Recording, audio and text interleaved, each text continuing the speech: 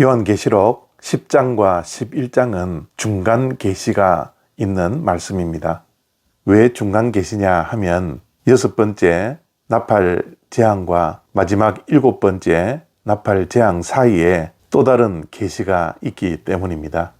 다시 말씀드리면 6번째 나팔을 부는 천사와 7번째 나팔을 부는 천사가 바로 이어지지 아니하고 중간에 또 다른 계시가 있기 때문에 10장과 11장은 중간 계시다 라고 말을 합니다. 요한계시록 10장 8절과 9절 말씀입니다. 하늘에서 나서 내게 들리던 음성이 또 내게 말하여 이르되 내가 가서 바다와 땅을 밟고 서 있는 천사의 손에 펴놓인 두루마리를 가지라 하기로 내가 천사에게 나아가 작은 두루마리를 달라 한즉 천사가 이르되 갖다 먹어버리라. 내 배에는 쓰나 내 입에는 꿀같이 달리라 하거늘. 아멘. 중간 계시에 나오는 한 손에 두루마리를 들고 있었던 힘센 천사는 미가엘 천사라고 말씀하시는 이도 있고 어떤 성경학자들은 예수 그리스도를 뜻한다 라고 말씀을 합니다. 어떤 견해를 따르든지 힘센 천사의 손에 있었던 그 두루마리를 가지라 말씀합니다. 그래서 힘센 천사의 손에 들렸던 하나님의 말씀을 우리가 가져야 합니다. 그리고 우리의 손에 그 두루마리가 항상 있어야 합니다. 왜냐하면 우리는 하나님의 말씀에 통치를 받고 살아가는 사람들이기 때문입니다. 우리는 하나님의 말씀을 떠나서는 살 수 없습니다. 우리는 떡으로만 사는 것이 아니라 하나님의 입에서 나오는 하나님의 말씀으로 살아가는 존재이기 때문입니다. 그리고 또한 천사가 그 두루마리를 갖다 먹어버리라 라고 말씀합니다. 우리는 말씀을 가지고 있어야 할 뿐만 아니라 먹어야 합니다.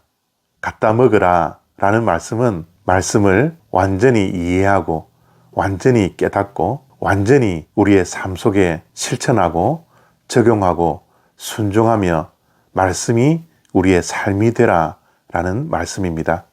우리 중에 위장병으로 고생을 하시는 분들이 있죠.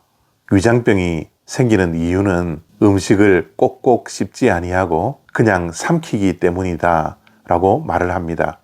그래서 음식이 바로 위로 들어가 소화불량을 일으키거나 위장병을 초래한다 라는 것이죠. 그렇습니다.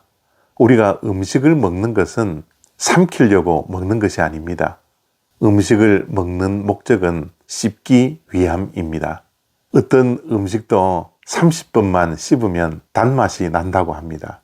그래서 우리는 꼭꼭 음식을 씹어 먹어야 하는 것이죠.